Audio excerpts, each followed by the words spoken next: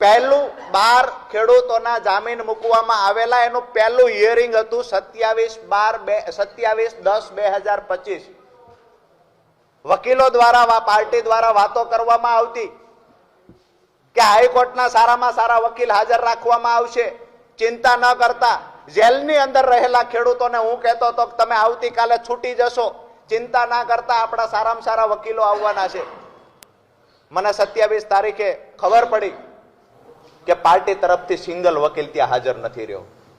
એકદમ નાના વકીલે દલીલ કરી છે કે જ્યારે ભાવનગર વાળો કેસ અમારા પર થયો, ક્યાંક ને ક્યાંક રાજુ કરપડાને જેલમાંથી બહાર કઢાવવાની જગ્યાએ પ્રદેશમાં રહેલા 1-2 વ્યક્તિએ રાજુ કરપડાને વધારે સમય ફસાવવાના પ્રયત્ન કર્યા છે.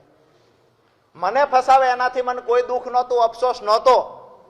કદાચ હું એમનો હરીફ બનીશ ભવિષ્યમાં, આવું સમજીને ફસાવવાના પ્રયત્ન થયા. પરંતુ મારા ખેડૂતોને પણ મારો ગુસ્સો રાખીને, ખેડૂતોને પણ જેલમાં રાખીને, ખેડૂતો સાથે ક્યાંક ને ક્યાંક ગેમ થઈ હોય આવું જ્યારે દેખાણું, ત્યારે જેલમાં બેઠા બેઠા નિર્ણય કર્યો હતો કે આવનાર સમયમાં જે પણ કાંઈ થશે એ બિન રાજકીય રીતે મારાથી થશે એટલું કરીશું.